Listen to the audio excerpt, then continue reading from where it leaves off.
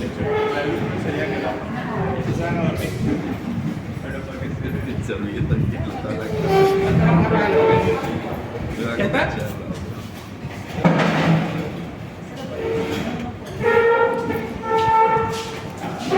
Listo. Arrancamos. La que está parada, ¿me hace un favor? Apáguenle un ratito la luz. ¿Cómo se llama? Nombre. Natalia, se va a sentar aquí. ¿Qué va a hacer la encargada hoy de la luz? Apague. Sí, ahí se va a sentar. Apague todo. Ya. Quise que apaguen la luz para que vean esto. grabando. Miren esto. Rojo, ¿no? Con edema. Dolor. Esto es un proceso inflamatorio que nosotros lo vemos a diario. Y hay una noxa. Miren, la noxa es para referirme que aquí hay un escápulo. Si fuera una diarrea y estamos viendo el intestino grueso, la noxa es una cólica. Si está jugando al fútbol el paciente, la noxa es el traumatismo. O sea, siempre tiene que haber una noxa para que se genere el proceso inflamatorio. Si no hay noxa, no puede haber inflamación. ¿Estamos? O sea, estaríamos sanos. Dos conceptos son claves acá.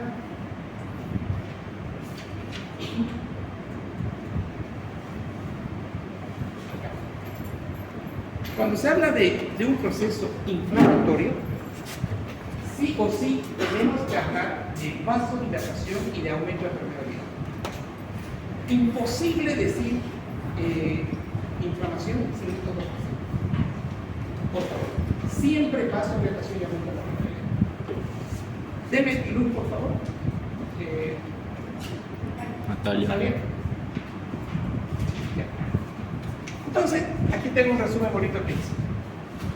Esto es el corazón. El corazón. Esto, aquí dice arteriola. Acá. Aquí dice vélula. Y aquí tenemos, las venas terminan en las grandes venas. Y aquí tengo aurícula derecha. ¿Estamos? Entonces, primer aspecto que quiero que lo tengan claro. ¿Por qué puse arteriola?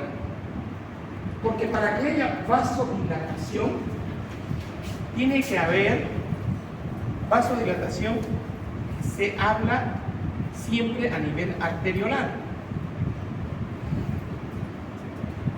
Tiene que haber una relajación de estos músculos. Aquí voy a tener la vasoconstricción y eso va a generar una lentitud de flujo acá. Pero en paralelo se están liberando sustancias vasodilatadoras. Perdón, se están liberando sustancias que van a aumentar la permeabilidad. Entonces, allá dice arriba, histamina, bradicinina y serotonina tienen acción sobre los dos elementos, sobre la vasodilatación y el aumento de la permeabilidad. Entonces, podríamos hacer nuestra nueva diapositiva para este año. Y aquí pongo vasodilatación más aumento de la permeabilidad. Y aquí vamos a poner, ¿me dictan las sustancias de allá? Histamina, Bradicinina y serotonina. bradicinina y serotonina. Bien. Y en el otro lado tengo prostaglandinas para referirse específicamente al aumento de permeabilidad. Tengo óxido nítrico y tengo C3A, C4 y C5A para referirme a vasodilatación. Entonces, todos estos elementos sí producen ambas situaciones. Y acá, en la parte de vasodilatación, vamos a poner, así se abrevia, óxido nítrico, C3A, C4A y C5, ¿no? Y C5. Esto le vamos a dedicar unos minutos, que son derivados del complemento. Pero aquí esto lo estamos relacionando más como sustancias vasodilatadoras. Y la prostaglandina está más metida en lo que vendría a ser el aumento de la permeabilidad. Bien. ¿Cuál es el objetivo de esta situación? El aumento de la permeabilidad va a hacer que fugue el líquido hacia el espacio intersticial y también fuguen neutrófilos y macrófagos, y eso va a generar un exudado y luego edema. Esta pierna está hinchada. Entonces, ¿cuál es la explicación del edema en la inflamación? Es el aumento de la permeabilidad, mediado por estas sustancias que acabamos de ver.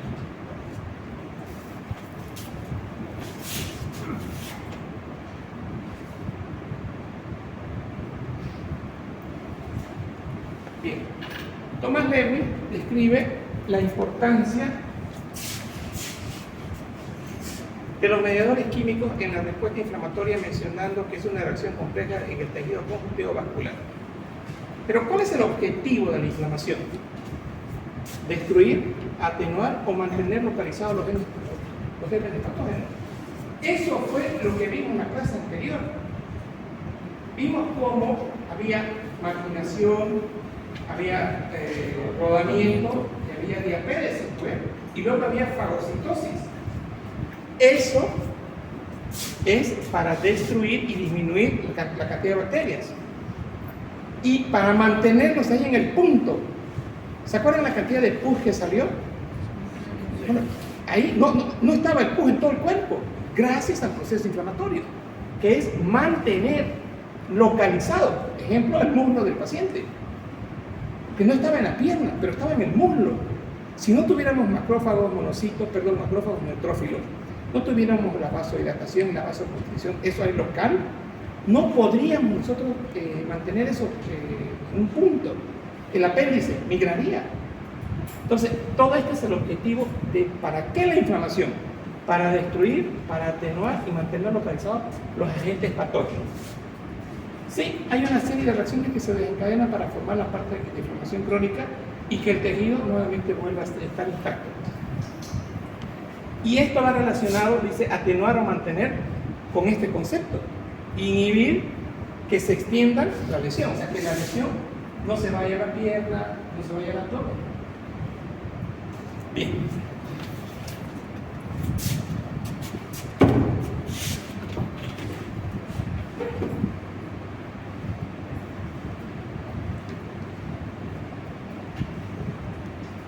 Esto ya lo han visto tal vez en el concepto de, vieron en fisiología, la tétrada, ¿no? Rubor, dolor, calor y tumor. Acá lo que vamos a hacer es explicar por qué el rubor. ¿Por qué rojo? Porque existe vasodilatación. ¿Por qué dolor? Porque existe la liberación de una sustancia que se llama bradicinina, que activa la terminación sensitiva del dolor. ¿Por qué calor? La vasodilatación genera calor. Y tumor, para referirse al aumento de permeabilidad. Entonces, esta tetra de Celso sigue siendo de la era de Cristo y se sigue manteniendo. Ya en el siglo XV, XVI, XVIII, Hunter observó por primera vez que la inflamación no es una enfermedad, sino una respuesta inespecífica con efectos saludables. Sí, ¿por qué efectos saludables? Porque localiza, neutraliza. Virchow fue el primero en describir la inflamación como una reacción a una lesión ística previa. Además agregó el quinto componente, que es pérdida de la función. Es decir, si uno tiene un pie así infectado, ¿creen que lo va a mover? No lo va a mover. Si yo estoy con un esguince de hombro, imposible, no muevo mi hombro. Un esguince de codo tampoco. Entonces hay una pérdida temporal, vamos a decir temporal, de la función. A ver, porfa, Natalia. Natalia. Natalia debe ser tacaña. ¿No es tacaña, Natalia? Sí. No, le pregunté, ¿no es tacaña? Sí, dijo usted. Bueno, mire, este germen, cuando yo estoy viendo gérmenes de piel, estafilococo, ¿no? Y todo ese proceso inflamatorio que ya lo anotamos en la pizarra es generado por el estafilococo. Pero mire, esta zona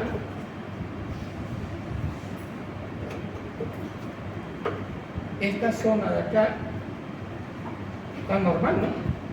Entonces esta delimitación es el proceso inflamatorio que evita que se expanda, que se disemine.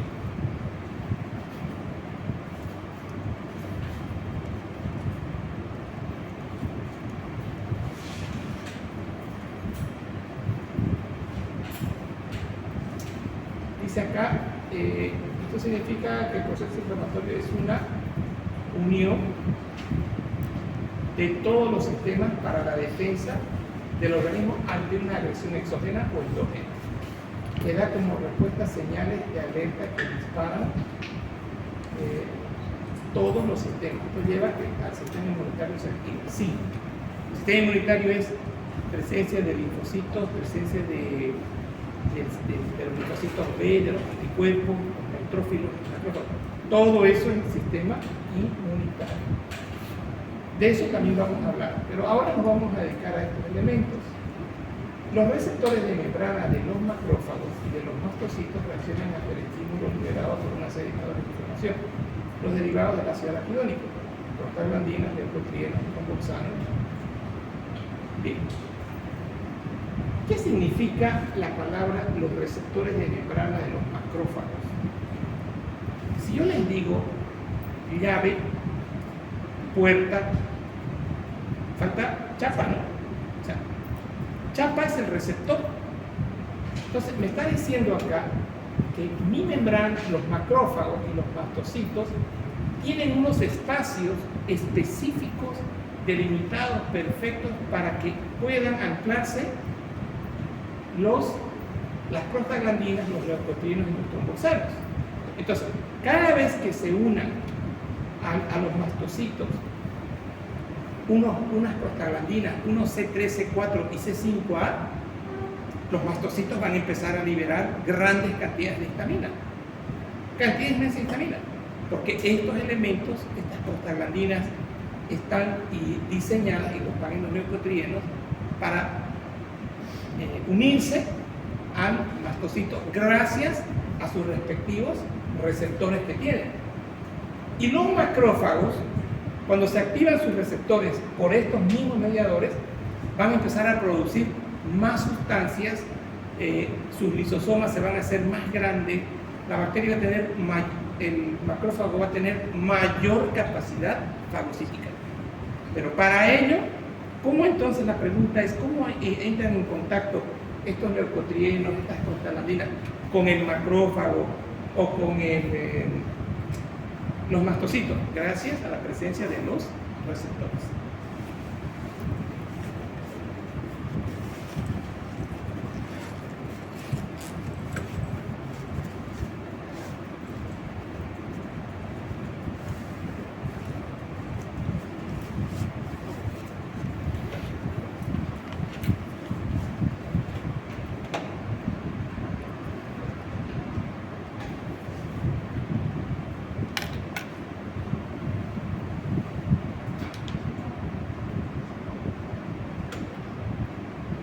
Y esto era lo que vimos relacionado con la fase celular, ¿no? Marginación,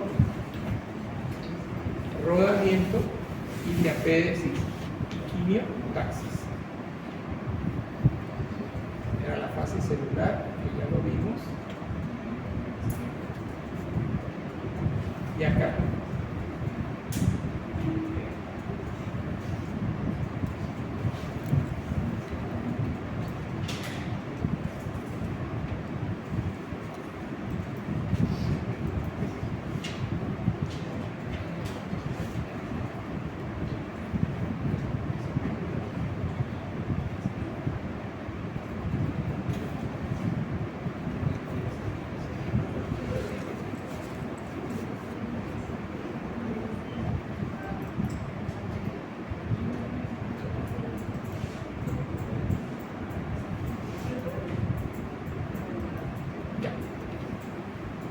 Continuamos.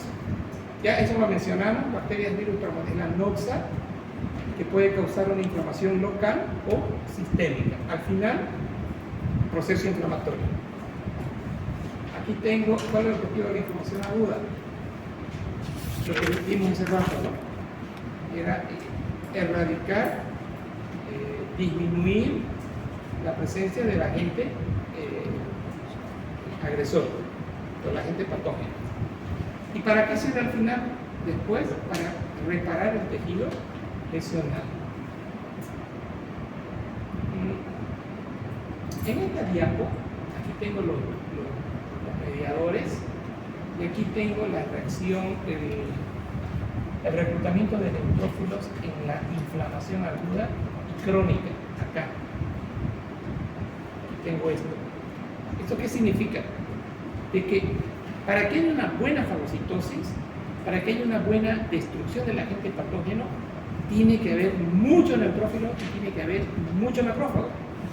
Y aquí estoy empleando una palabra que dice reclutamiento. O sea, el reclutamiento, la llegada de más neutrófilos, de más macrófagos van a ser necesarios para que se cumpla el concepto de parar el proceso infeccioso. Esto lo voy a saltar ahorita para que esto lo voy a explicar. Bien. Esta diapositiva es una diapositiva donde se resumen y le ayuda al alumno a comprender más fácilmente. Alteración del flujo vascular local y la permeabilidad, lo cual va a estar alterado en el proceso de inflamación aguda. Bien. Aquí tengo un capilar inflamado, miren ustedes, con aumento de la permeabilidad y vasodilatación. En un lado hay vasodilatación y en el otro hay vasoconstricción, como explicamos allá en el dibujito. Aquí hay dos elementos que están con negro. Esto para referirme a la permeabilidad y esto para referirme a la vasodilatación. Y acá para referirme específicamente al concepto del PAF, o a la función del PAF. Cuando uno como estudiante está revisando estos temas, se chipa, se confunde. Entonces, aquí lo vamos a generalizar, lo vamos a concentrar y vamos a ver cuáles son específicos. Si yo hablo de aumento de la permeabilidad, estoy mencionando prostaglandinas, E2, F2 y D2. ¿Qué dice aquí en vasodilatación? También E2, D2, F2. Entonces, las prostaglandinas E2, F2 y D2 son tanto vasodilatadoras como aumentan la permeabilidad. Está para que no nos confundamos. La histamina sí va a aumentar la permeabilidad y aquí. Y la histamina también va a producir aumento de la vasodilatación. Aquí tengo PAF, aumenta la vasodilatación, y aquí tengo PAF, aumenta la permeabilidad. Entonces, vean ustedes, y aquí tengo histamina, bradicinina, y aquí tengo histamina. O sea, bradicinina es el único que no estaría como vasodilatador, pero sí la histamina está en ambos. Entonces, este cuadrito les va a servir a ustedes para facilitarles el aprendizaje. Poner en un lado los que son específicos de permeabilidad aumentada y de vasodilatación. Pero al final, cuando lo analizamos todo el cuadro, todos estos elementos tienen acción vasodilatadora y aumento de permeabilidad. Y aquí hay otro detalle. ¿Qué se llama esto? El PAF, 1000 veces más potente que la histamina como aumento de permeabilidad. O sea, cuando hablemos de PAF, que va a ser un amplificador, está generando, aumentando más el proceso inflamatorio, el proceso de aumento de permeabilidad. Aquí hay un mensajito. Los más potentes que aumentan la permeabilidad, C3A, C5A, histamina, bradicinina y PAF. Fíjense que en esta lista, ¿quiénes no están como potentes? No, ¿quiénes no están? Prostaglandinas. Entonces, si yo les pregunto a ustedes en el examen, ¿cuáles son los más potentes? ya saben que no son las prostaglandinas. La histamina, la radicinina, la radicinina y C3A, C5A y el PAF. Pues esto les va a servir. Esta fue una diapo que hicimos el año pasado.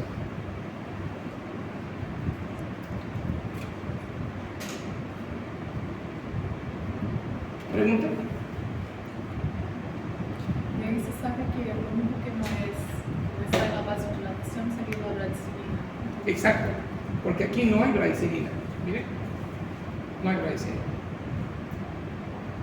Bien, ¿podrá haber inflamación solamente con aumento de permeabilidad? Es una dupla, ¿no?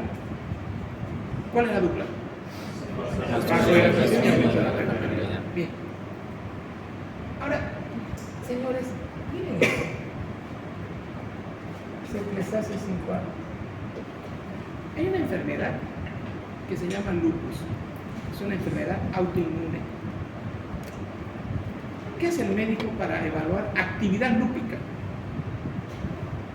Primero, revisa al paciente. Y resulta que entre pleura y pleura visceral y parietal está habiendo salida de líquido abundante hacia el espacio virtual que había antes. Por lo tanto, hay derrame pleural. Eso es inflamación. ¿Por qué es inflamación? ¿Por qué hay todo eso? Porque hay aumento de la permeabilidad y hay vasodilatación de los capilares de la pleura. Le reviso el corazón y tiene derrame pericárdico. Bien, chico. Explica el derrame pericárdico en el lupus. Vasodilatación y aumento de la permeabilidad y vasodilatación en el corazón. La cara, las articulaciones están con dolor, están inflamadas, igual, vasodilatación, aumento de permeabilidad. Entonces, ¿qué hace el médico? Vamos a solicitar al laboratorio que nos evalúen cómo está el C3A y el C5A. Señores, están abundantes. Podemos pedir interleucina 6, interleucina 1, prostaglandinas, todo lo que ustedes quieran. Pero el que más está fregando, está causando esta fisiopatología es el C3A, el C5A, bueno, y el PAF también.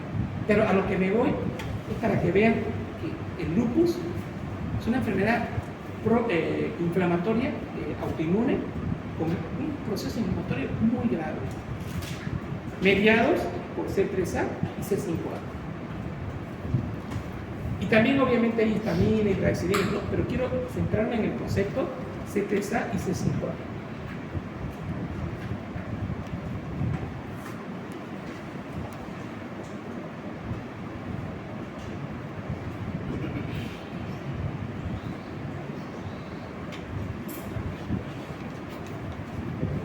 Vean acá, en esta lista, los componentes de la respuesta inflamatoria. Vasculares, vasos sanguíneos, sí, tiene que haber vasos, tiene que haber flujo de plasma. Entre los componentes celulares, sí, tiene que haber neutrófilos, monocitos, tiene que haber plaquetas, basófilos, linfocitos, mastocitos, fibroblastos, todos estos elementos tienen que haber. Y miren este detalle que ahorita lo voy a hacer más puntual. Hay una iniciación, hay una amplificación, hay una destrucción y una finalización. Señores, esta liberación de histamina, esta liberación de prostaglandinas, esta liberación de C3A, de C5A, que causan aumento de la permeabilidad y vasodilatación, es fugaz. Para que se instaure y continúe el proceso, se tiene que generar amplificación. Si no hay amplificación, no hay continuación del proceso inflamatorio. Entonces, parte de esta clase de hoy día también va a ser entender el concepto que es la amplificación. Doctor, y dentro de esas 4 fases de inflamación, ¿también entraría en lo que es la fase vascular y fase celular? Me gusta la pregunta en esto. Dentro de las 4 fases que usted mencionó. Sí, le voy a responder. Okay. Cuando nosotros hablamos de inflamación, ¿cuál es el combo? El combo es vasodilatación, aumento de la permeabilidad. Eso es fase vascular. Pero no he mencionado nada hoy de la fase celular porque lo mencioné en la clase anterior, ya vimos.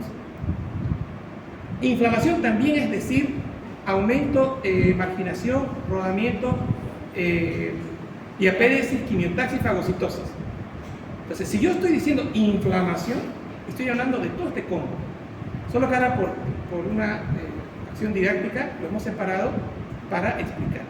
Pero inflamación es todo. Esa era la pregunta, ¿no? Sí. Ya, perfecto. Entonces, la lesión de la membrana celular que provoca la liberación de fosfolípidos. Aquí empieza la parte ya de... Vamos a explicar de dónde aparecen las prostaglandinas. Entonces, para que haya prostaglandinas, ¿qué necesito? Tiene que haber daño directo de la membrana celular, del endotelio, básicamente. O la estimulación de los componentes celulares o estructurales del tejido como célula parenquimatosa, mesenquimatosa, macrófago, microvasculatura y endotelio. Entonces, si hay lesión del endotelio, si hay lesión o estimulación del neutrófilo y del macrófago, vamos a tener amplificación del proceso inflamatorio. Muy necesario para que se perpetúe el proceso inflamatorio. Dice aquí, la lesión de la membrana celular que provoca la liberación de fosfolípidos de la membrana, que son sustratos para la fosfolipasa C, van a producir la formación de ácido araquidónico, que a su vez será sustrato de la ciclooxigenasa, formando prostaglandina tromboxana, o para la lipoxigenasa para formar leucotrienos y lipoxinas. Parece un trabalengua, pero aquí lo vamos a explicar para hacer más fácil. Miren esto. Aquí tengo normal, ¿no ves? Mi membrana celular, mis fosfolípidos del endotelio, del macrófago o del neutrófilo. Normal. Pero aquí va a ser un fosfolípido dañado, agredido. Entonces, cuando yo tengo fosfolípido dañado o agredido, se liberan fosfolípidos. Estos fosfolípidos se pueden convertir en ácido araquidónico o se pueden convertir en factor activador de plaquetas. Entonces, cuando actúa la fosfolipasa A2, produce, sintetiza de estos fosfolípidos ácido araquidónico y también factor activador plaquetario PAF.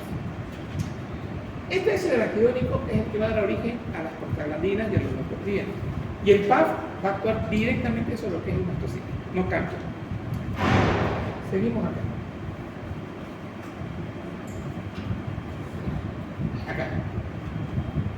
Tengo lesión del endotelio vascular, presencia de fosfolípidos y miren acá, acción de la fosfolipasa C. Entonces, la fosfolipasa C va a actuar sobre los fosfolípidos dañados. ¿Y en qué los va a convertir? En ácido araquidónico. El ácido araquidónico puede sufrir dos intervenciones.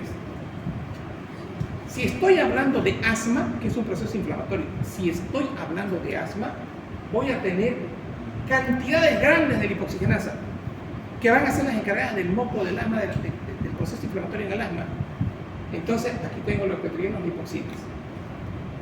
Si estoy hablando de ese pie dañado que vieron, voy a tener muchas cantidades de ciclooxigenasa más que lipoxigenasa, que van a actuar sobre el ácido araquidónico y vamos a tener prostaglandinas y tromboxana. O sea, lo que quiero que entiendan, que depende de quién hablo. Si el proceso inflamatorio es bronquio, asma, lipoxigenasa, que es el ácido araquidónico. Si estoy hablando del pie que les mostré, el que actúa es la ciclooxigenasa. Y aquí, para que quede más claro, acá. ¿Qué ven en esa oveja? Inflamación. ¿Qué creen que pasó? Picadura. Una abeja, ¿no?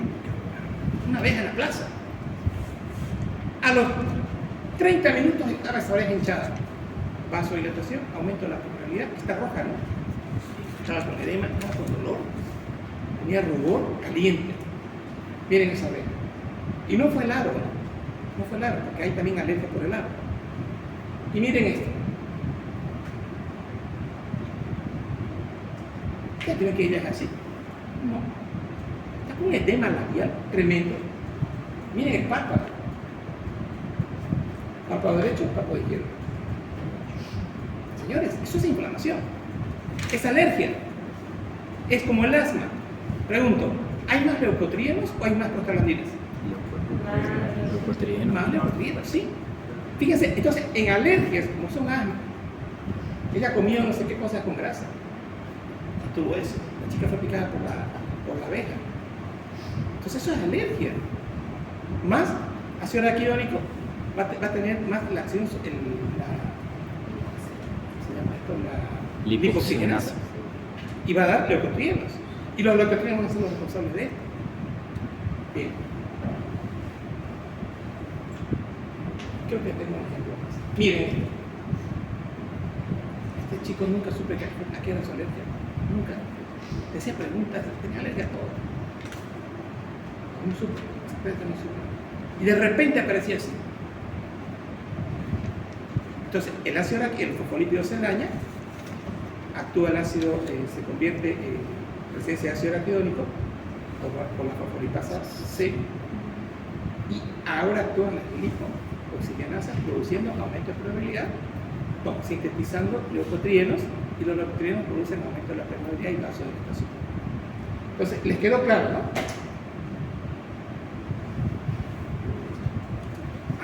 Esto le pasó a un médico. ¿Qué hizo el médico? ¿Qué le pasó? Lean acá. ¿Alguien lee? Recibió hierro endovenoso y 3 horas después libera histamina, la cual causa aumento de la permeabilidad y vasodilatación, causando edema de las manos.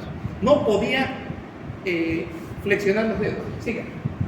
Le dolía y no podía flexionar las manos y los pies. Alergia, lesiones tipo vasculitis. Ajá. Miren esto. Esto fue, sí, no ayudo que fue el hierro,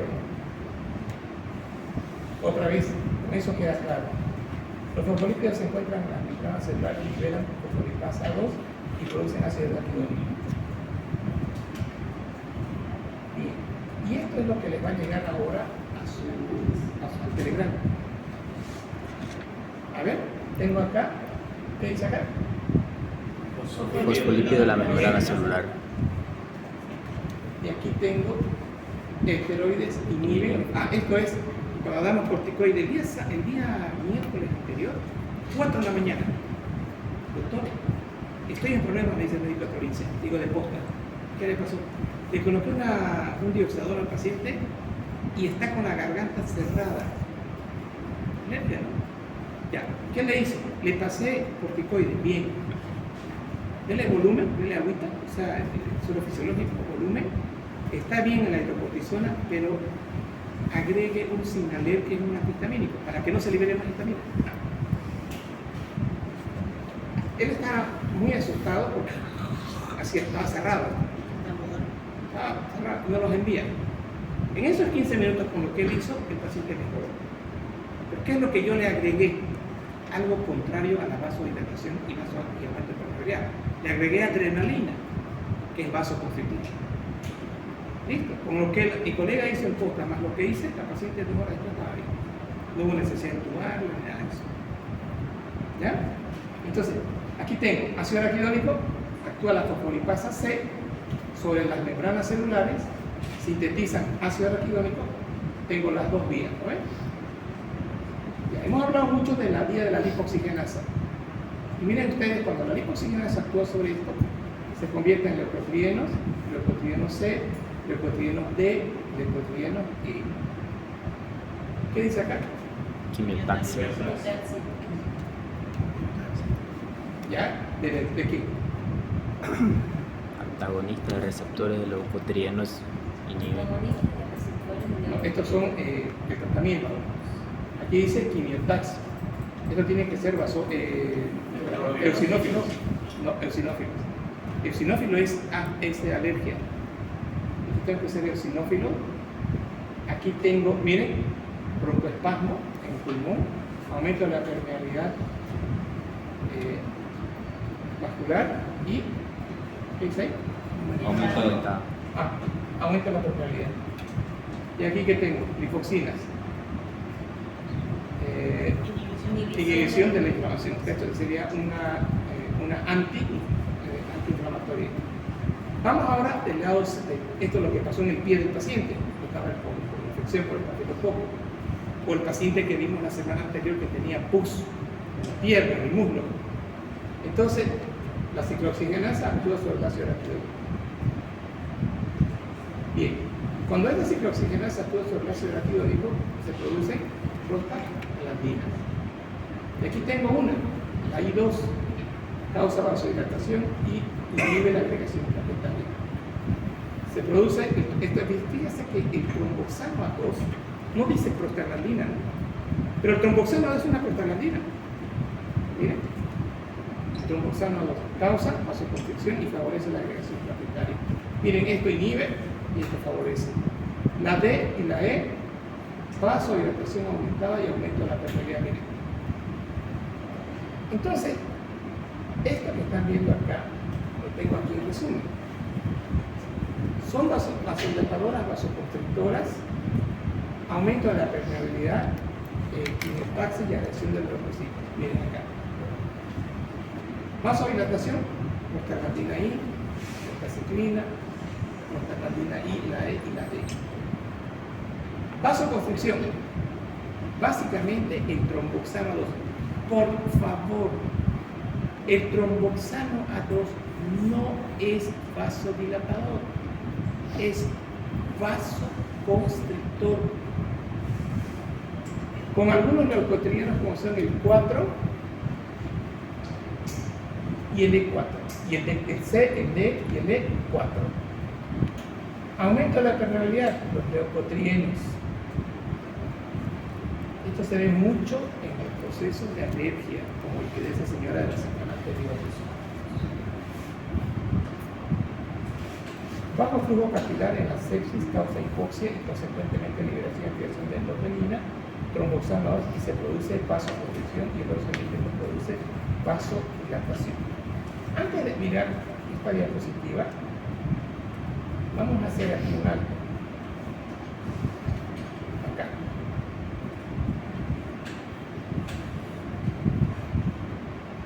Normal. Vasodilatación. ¿Y aquí qué dice? Entonces, en el proceso inflamatorio siempre hay una vasodilatación del lado arteriolar y del venular con una vasoconstricción.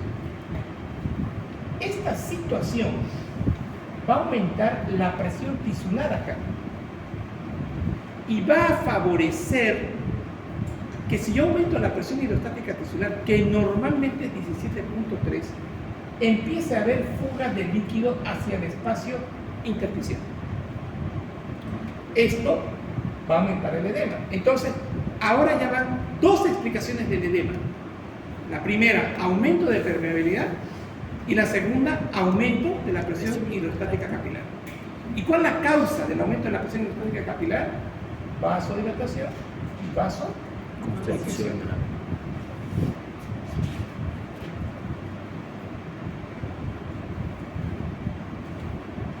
Lean acá, por favor. Lean. Los mastocitos liberan histamina, mediador preformado, el cual va a producir vasodilatación y aumento de la permeabilidad, causando aumento de volumen y edema en la inflamación. Miren esto. Este es un mastocito que está en el tejido. Todos tenemos mastocitos. Entró el veneno de la abeja, pero que quede claro que esta chica no sabía, pero ha tenido que estar ya sensibilizada. Ha podido estar en contacto, puede comer miel, puede hacer los famosas, estos sprays de propóleo. Entonces ella ha ido formando anticuerpos contra el veneno de la abeja. Ese anticuerpo está prendido, miren ustedes, al mastocito. Está ahí prendido. En la plaza, cuando estaba la señorita, le pica la abeja y el veneno viene y se adhiere acá, a la IgM, que estaba prendido al mastocito. E inmediatamente se liberan histamina, bradicinina. Y esta histamina y bradicinina produce todo lo que estamos viendo acá. Pero Si hay C3A y C5A, se unen también a los receptores de mastocito y se libera más histamina. Más aumento de permeabilidad, más aumento de fuga de líquido y edema. Lo mismo va a suceder acá. Otra vez la misma historia, solo que esto fue con alimento. Come el queso o lo grasoso, ella ya está sensible, su mastocito tiene IgE, o sea, anticuerpos contra el queso, come nuevamente el queso, se une a la IgE y se libera histamina. Y la histamina y la bradicina causan vasodilatación y aumento de la permeabilidad. ¿Cuál es el tratamiento? Con prednisona Evaluar. a 1 miligramo por No, kilo aquí peso. primero. Buscar el agente causante. La comida, el chorizo, la leche, el huevo, el chancho y la grasa. Luego el tratamiento de prednisona 1 miligramo kilo peso por 5 días más antihistamínicos, el adenoaparina o clorfeniramina. A la paciente de la garganta, que recibió la dipirona, se le colocó, se le dio hidrocortisona, que equivale a prednisona, y se le dio la clorfeniramina endovenosa. No se hizo desclorfadina porque necesitábamos endovenoso. Y acá lo mismo, ¿no? El hierro se une al anticuerpo que está prendido en el mastocito. Miren esto.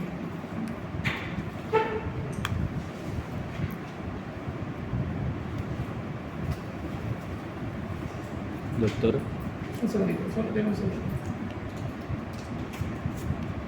Ya, lo escucho. estaría bien decir que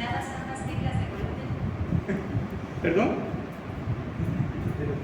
el Es el teléfono. teléfono, ya. Estaría bien decir que la acción de la ciclooxigenasa o de la lipo depende de la naturaleza de la noxa.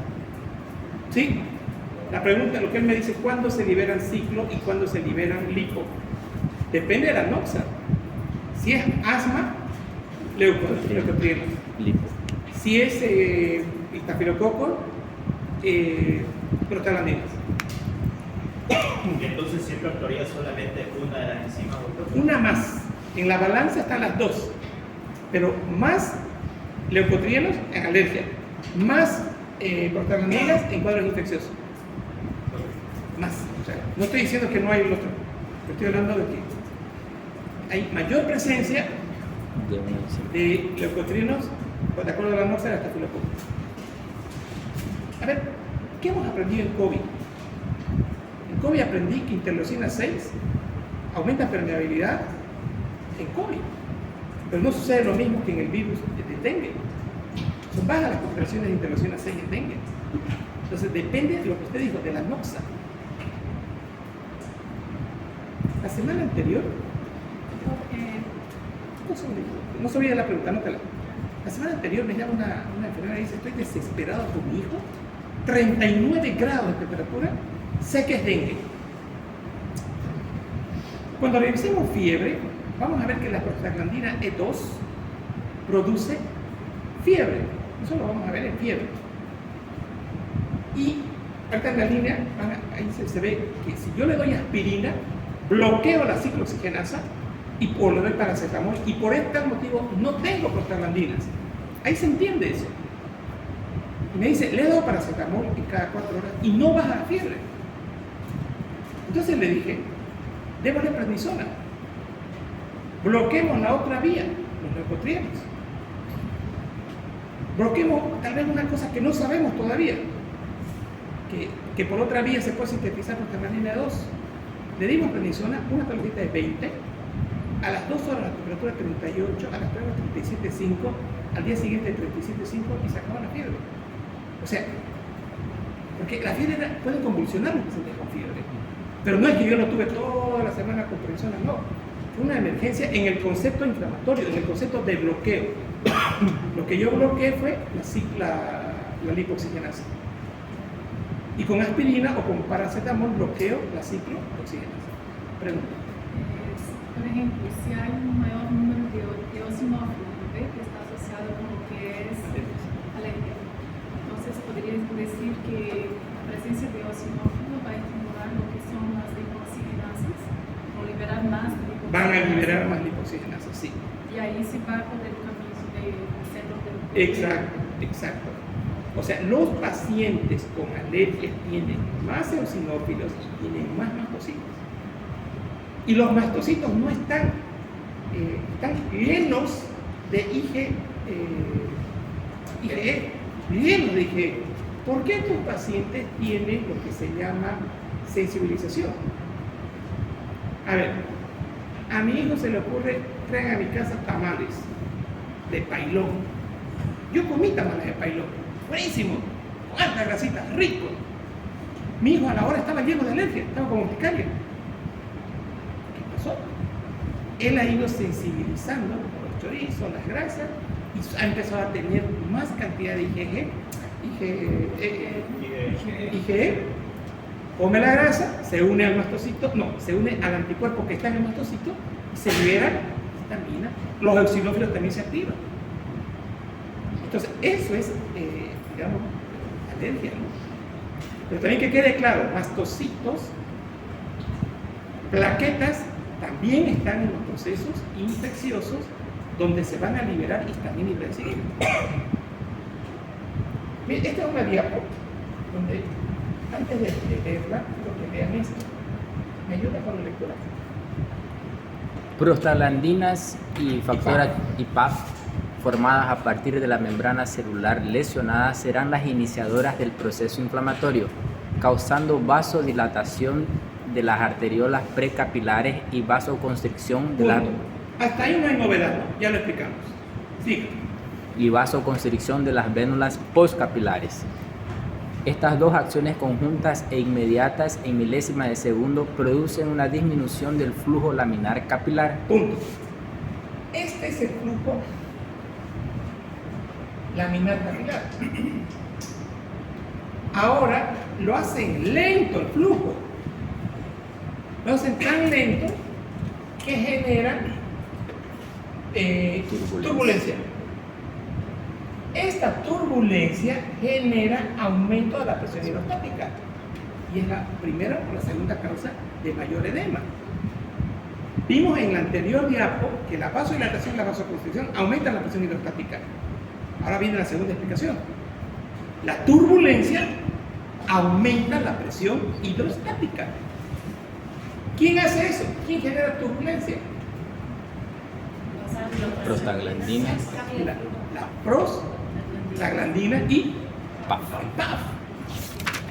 O sea, si ustedes no me mencionan que prostaglandinas y PAF generan turbulencia, no han dicho nada. Entonces, por eso les puse ahí. Entonces, ya van dos causas de que, ¿por qué hay edema?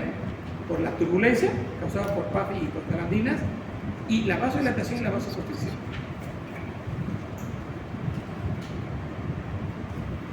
Y acá viene la tercera.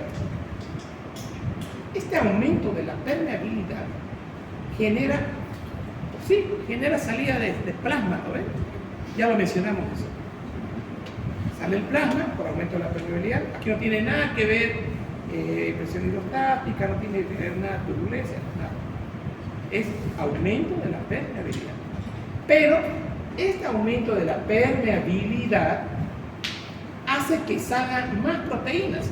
Cuando ustedes estén haciendo un huevo y pongan el huevo frito, la clara, así es el plasma, como la clara, pero un poquito menos denso, lleno de proteína.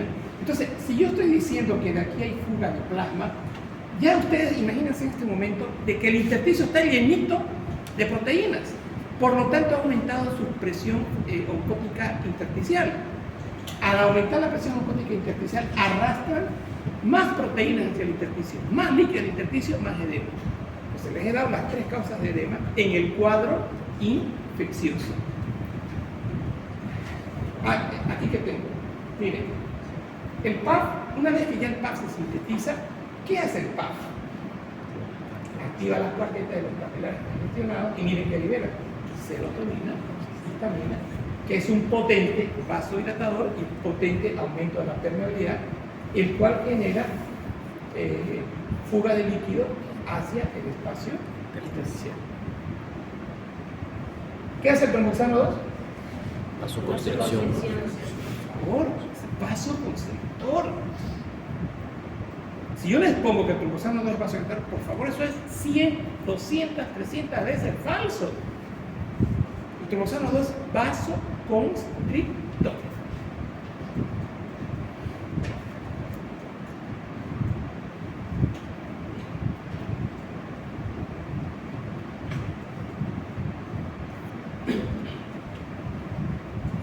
Bueno, el PAF también produce vasoconstricción, ¿no?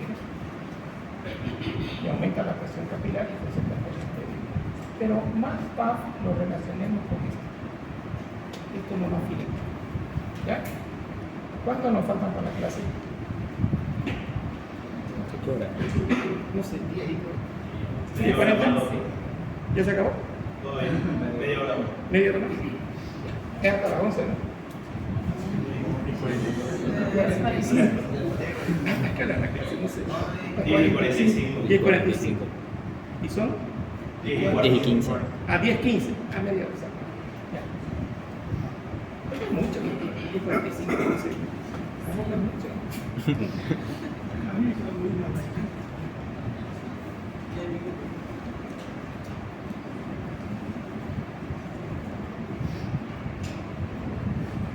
Ya. Luces. Natalia. Luces, por favor. Natalia, luces. Bien.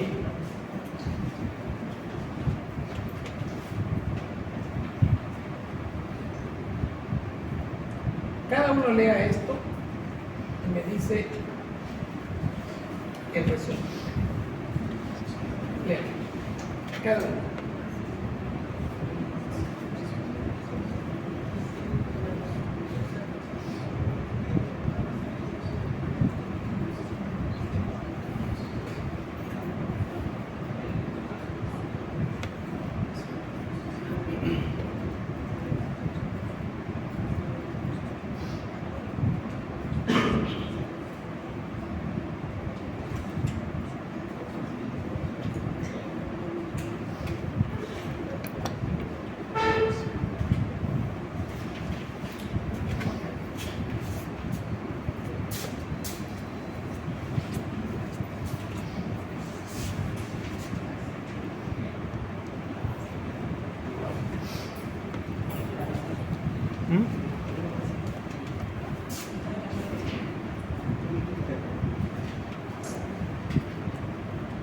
Macrófago también se abrevia así ya.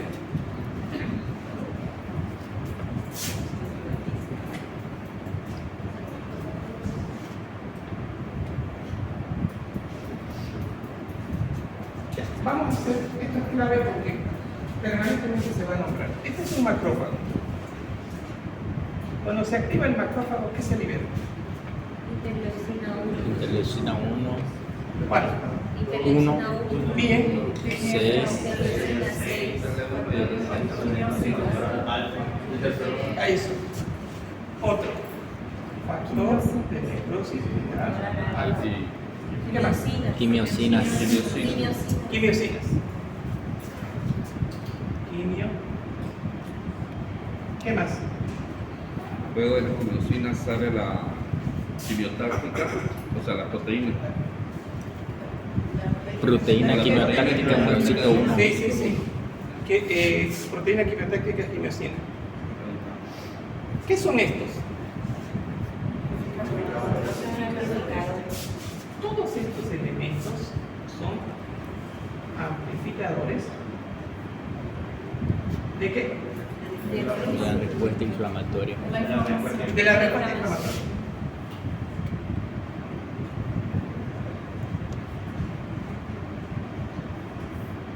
Dije hace rato que no puede haber inflamación continua si no hay un amplificador.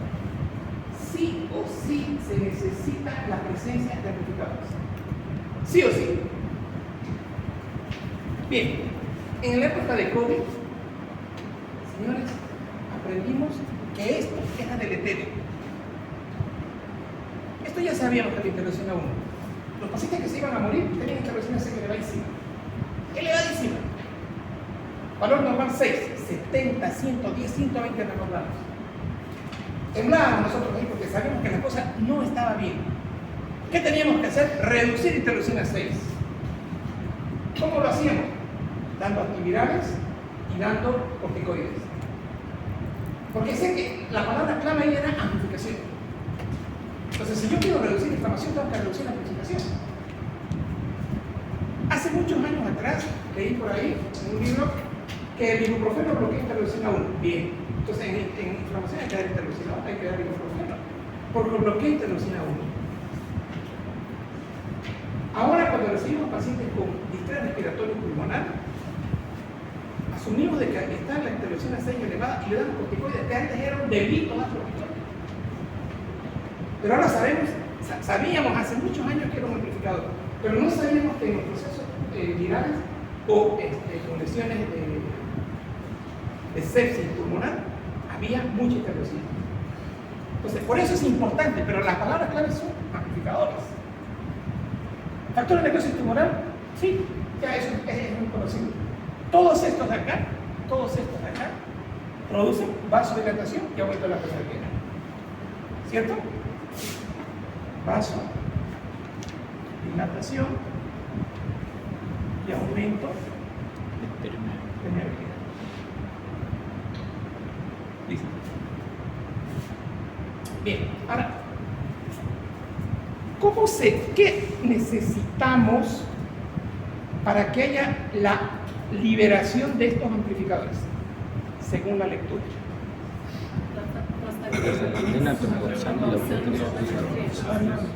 ¿Que actúen dónde? En el macrófago.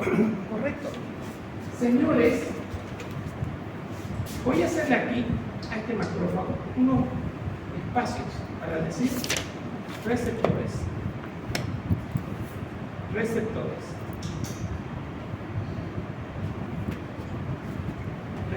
¿Estamos? O sea, yo digo llave, ¿qué dicen ustedes? Puerta. Llave, Chapa. cerradura, chapa. Yo digo tromboxano a 2. ¿Cómo era? Yo digo tromboxano a 2, prostaglandinas, PG, TX, A2 siempre ya, A2 y leucotrienos. Estos son los elementos que van a actuar sobre receptores ya que tienen estos macrófagos. ¿Para quién? Para prostaglandinas, leucotrienos y para tromboxano. Y el macrófago se va a actuar sobre el ADN del macrófago y van a empezar a liberarse, a sintetizar estos elementos. O sea, son estos los que van a actuar sobre el ADN del macrófago. Y este va a empezar a sintetizar diferentes mediadores, que al final van a producir vasodilatación y aumento de la permeabilidad. ¿Estamos?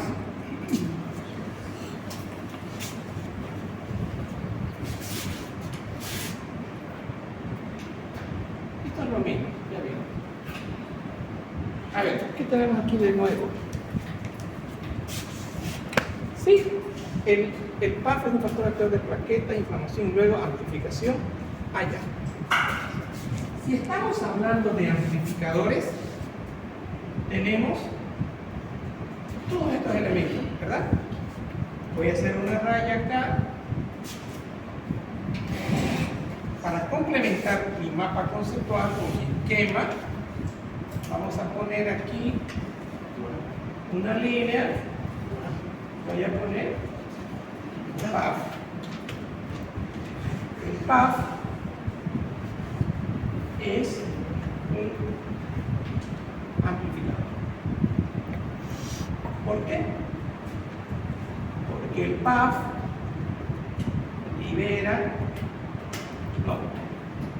actúa en la plaqueta y se libera histamina, pero abundante cantidad de histamina. Consecuentemente, voy a poner la palabra más más aumento de permeabilidad y más aumento de vasodilatación. Por eso es una amplificación. Y el TNF es, ya dijimos, ¿no? TNF, tirosina 6, es otro amplificador. Pero el PAF también. ¿Qué más tengo acá? ¿De dónde aparece el PAF? Fosfolípidos dañados. Ahí dice C, ¿no? Fosfolipasa C. Pero aquí dice fosfolipasa 2. Entonces, cuando la fosfolipasa 2 actúa sobre los fosfolípidos dañados, se sintetiza PAF. El PAF se une a sus receptores de plaquetas, se liberan, para entender esto, abundante, 1000 veces más cantidad de vitamina. Por lo tanto, se genera una amplificación. ¿Cuáles son los otros elementos amplificadores? TNF, tirosina 1 y quimiosina. Aquí tengo la vía de la lipoxigenasa, las prostaglandinas, los leucotrienos y los tropoxanos, liberan del macrófago todo esto, ¿no?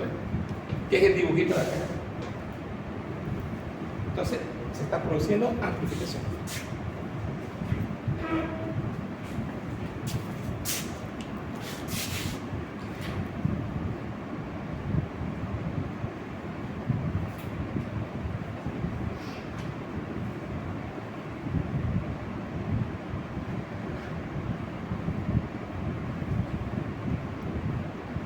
Ya. Quiero pedir un favor a un alumno que me haga una super foto de esto y lo envíe al Telegram del grupo y nos haga una super foto de esto, de esta de aquí hasta acá, y lo envía al grupo. ¿Quién lo hace? Encender la luz. Sí, ese está la luz, por favor, Natalia. Disculpe, Natalia, este me carga hoy. No, denos luz. Enciendan la luz. La luz. ¿Quién le va a hacer la foto? ¿Usted? Ya, usted quién la hace. Una de estas, bonitas. Y la envía al grupo de Telegram.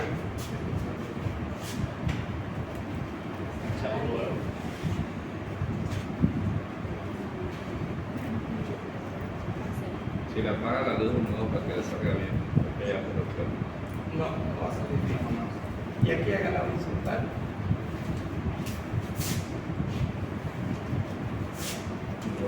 Y aquí.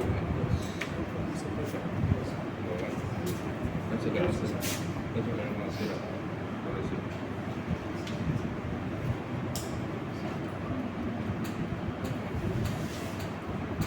¿Vieron ustedes como amplificadores al óxido nítrico? No. Bueno, si yo les pregunto en el examen la lista de los amplificadores y pongo óxido nítrico, ¿falso o verdadero? Falso. O sea, óxido nítrico no está como amplificador. ¿Qué hace en su cabeza? ¿Ya? ¿Ya me ven? Porque esto lo vamos a borrar.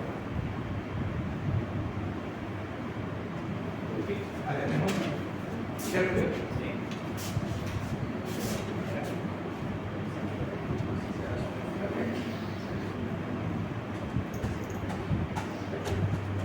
Bien, ahora pregunto.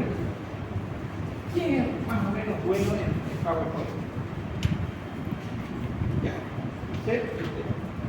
Empezamos con él. Tengo poca confianza en los balones ayudadores. Hasta ahora no me he ido bien. Si ustedes se fijan, la mayor parte son mujeres las que hacen las diapos. Todas las diapos que han visto son creadas en clase y plasmadas.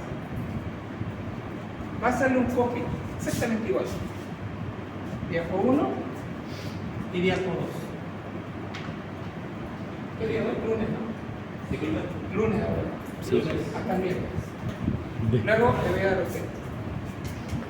¿Cuál es la ventaja de ser un colaborador de diapositivas? Si aprueban la materia y veo que sus diapos son buenas y hacemos 1 y 2 y 3 y 4 y llegamos a 10 se les da un plus al alumno, que ni se va a enterar el alumno, va a pensar que yo me equivoqué.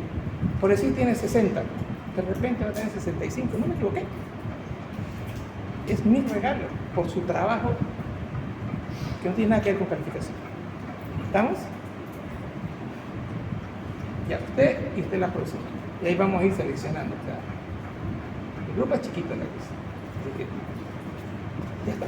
Fondo blanco. Letras, la mínima 14, pero si hay más 18 mejor. Estas son grandes. Ya.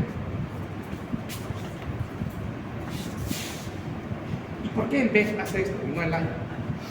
Porque en el B yo corrijo. O sea, en el B diseño y en el A, perdón, y en el B corrijo. O sea, que ustedes se van a beneficiar. Mira, esta diápositiva es una alumna. ¿Qué les parece? A ver, apague la luz. No sé qué es la colega. Me aparece su nombre. No le puso. Yo le envié la foto del libro y él le hizo diálogo. ¿Qué tengo acá? Vamos a hablar ahora de hipoxia. Estimula al endotelio capilar, el cual produce óxido nítrico, endotelina y marginación del neutrófilo. ¿Qué me está diciendo el título de la diápositiva?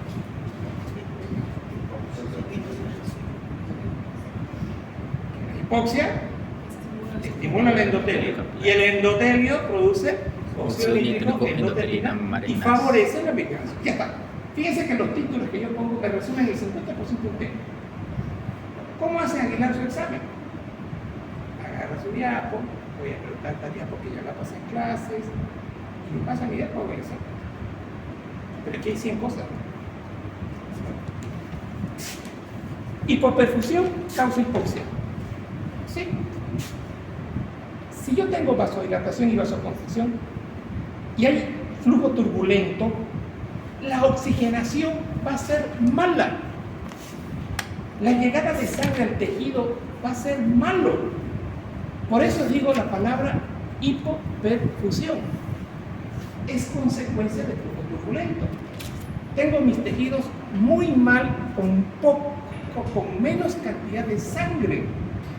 Hipoperfusión. Ejemplo, el hígado necesita 1400 ml por minuto. Si yo digo hipoperfusión, está llegando a 800. El riñón, 1200 ml por minuto.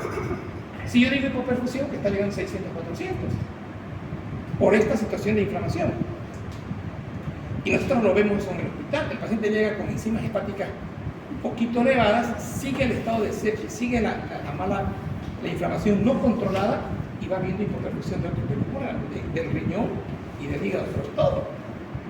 Entonces, cuando hay y eso genera, la hipoperfusión genera hipoxia, mala oxigenación de los tejidos.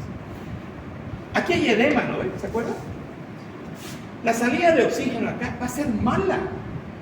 Entonces hay hipoxia, la hipoperfusión, el edema intersticial genera hipoxia de los tejidos. Y la hipoxia actúa sobre el endotelio y van a producir endotelina y favorece la marginación de neutrófilos. Miren, este endotelio se activa por la hipoperfusión, la hipoxia. ¿Y qué es la endotelina? Potente vasoconstrictor. Entonces, por primera vez estoy mencionando otro vasoconstrictor. ¿Cuál fue el primero? Tromboxano. Ahora estoy hablando del otro, la endotelina, que se libera por acción de la hipoxia. El endotelio libera endotelina y tromboxano 2 ya tenemos por otra vía liberada y tengo una acción de vasoconstricción. Pero por otro lado, el endotelio dañado, hipóxico, está liberando óxido nítrico, que es un potente vasodilatador. Hasta acá las prostaglandinas, las histaminas y las serotoninas eran vasodilatadoras. Y ahora estamos viendo que el endotelio está liberando óxido nítrico, que es un potente vasodilatador. Bien, el endotelio, fíjense también lo que hace. Desgraciadamente, activa el factor 12 de la coagulación. Al activar, activa la cascada de la coagulación y tengo protrombina, trombina, fibrinógeno. Señores, hay hilos de fibrina, son como esas escobas antiguas que habían antes. Está todo entrecruzado, está como que le pusieron ustedes carpicola. Estos hilos de fibrina están aquí adentro. Pues ahora tengo flujo turbulento y tengo hilos de fibrina, causados por la activación del endotelio por la hipoxia. Y aquí se está activando la coagulación intravascular diseminada. Estamos peor. El proceso infeccioso empeoró. ¿Ven? Tengo activación de la cascada de la coagulación. Pero el endotelio, ¿no? El endotelio es el que tiene el factor tisular.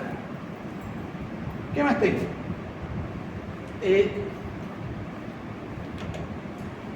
Ya vimos esto del trasudado. Vimos aquí, diapédesis. En el endotelio hay vasodilatación, hay quimiosinas acá, diapédesis y salida de neutrófilos. Aquí tengo ahora presencia de macrófagos que van a sintetizar interleucina 6, factor de necrosis tumoral y las quimiosinas para atraer más neutrófilos acá.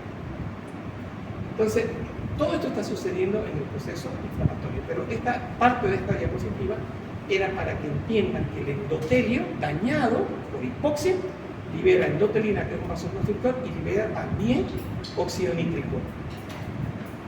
Siguiente.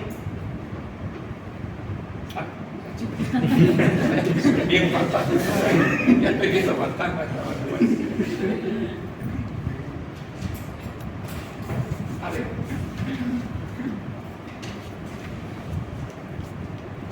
Aquí dice Carla Moreno Muñoz. ¿Qué año dice? 2020. El año 2020 todo fue Zoom. Y esta alumna ahora es mi alumna en el internado. Fantástico. Sigue siendo fantástico. Así son las diapos que hay que hacer. ¿Ya? Con colores, bonitas. ¿Cuál es el objetivo de la inflamación? Ya dijimos que era evitar, cercar, neutralizar a la noxa. La respuesta inflamatoria efectiva es limitar el área de la lesión, eliminar el agente causal y el tejido dañado. Por último, restaurar la función tisular. Siempre salen los exámenes y siempre lo responden los alumnos. Objetivo de la inflamación. Hagan su respuesta.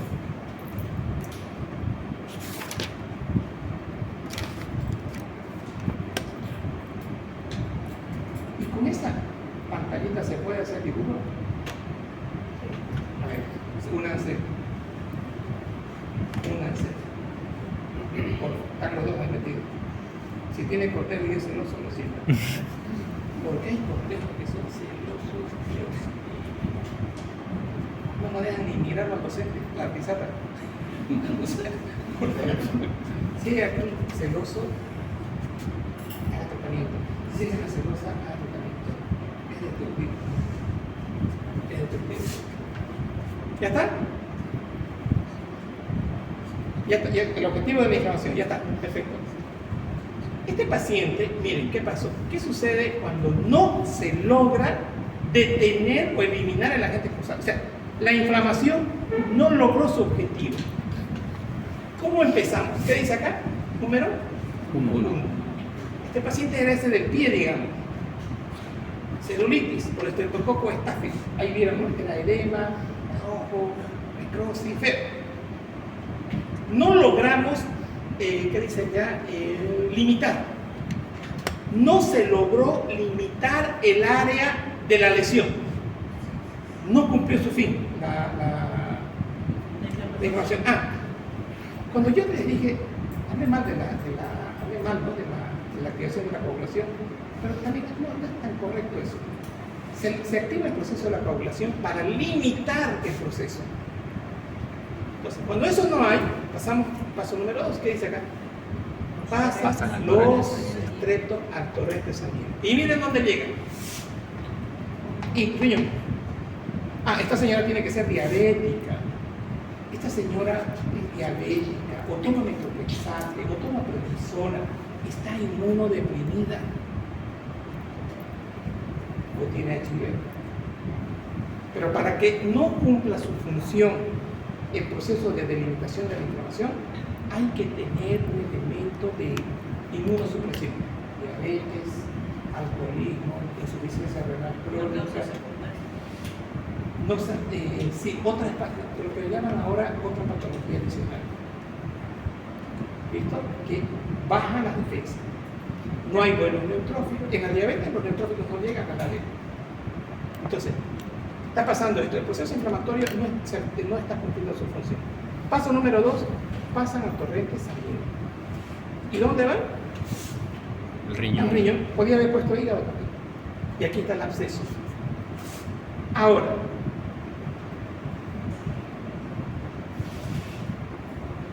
paso número 2, aquí tengo el 3, ¿dónde está? 1, 2, 2, no hay 3, ¿no? No. Ya pasamos al 4. ¿Qué tiene que ver el hígado en esta historia? Miren acá, hígado.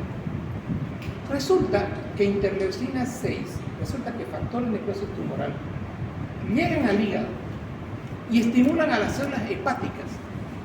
Y las células hepáticas, ¿qué producen? Proteínas de fase aguda. Aquí también es lo que les decía. Interleucina 1, factores de necrosis tumoral, llegan al hígado. Y el hígado produce proteínas de fase aguda. ¿Quiénes son estas proteínas? Las macroglobulinas, el fibrinógeno, la célula plasmina.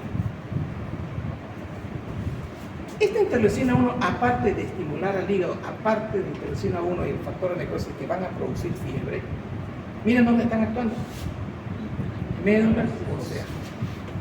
Y están activando, como mi paciente de ayer con 16.000 o 14.000 nervios, se están produciendo leucocitosis y está habiendo una desviación a la izquierda para que lleguen más neutrófilos a la zona inflamatoria.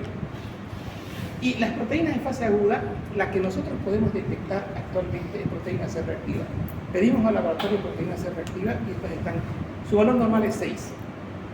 Están en 80, en 30, 70, en 100. Pero van a ser proteínas que van a intentar parar el proceso inflamatorio. La persistencia del síndrome de respuesta inflamatoria sistémica, que es todo esto, provoca agotamiento en la producción de células por la médula ósea y disminuyen estos en sangre. O sea, si esto continúa, va a llegar un momento que ya ni dándole TNF ni interleucina 1 a la médula van a haber leucocitos. Y ahora viene la leucopenia y el paciente se muere. ¿Estamos? El paciente se muere. Cuando la señora me dijo por teléfono que su mamá tenía 14 años y estaba hipotensa, estamos en esto. Le dije, llévela. No se quiere internar, pero internela, porque le van a poner antibióticos endovenosos y le van a dar líquidos. Eso fue viernes, sábado a la mañana. Domingo a la mañana me escribe y me dice, han bajado los glóbulos blancos. ¿Bien? Porque la señora es diabética. Lo que sí en ella no se logró ver exactamente dónde estaba el foco infeccioso. Pero que tiene un foco infeccioso, tiene. Y si no se actúa inmediatamente, es tarde después. Ya está el choque séptico. Esto es síndrome de respuesta inflamatoria sistémica. Pues esta es una diapo que la hice porque fue la secuencia que sucedió con un paciente. Qué linda para explicar el concepto de área de lesión, cuando no se limita. Cuando no se logra eliminar a la gente causal. Esto seguía, ¿no? Esto seguía. Entonces, vean lo importante del objetivo de la inflamación.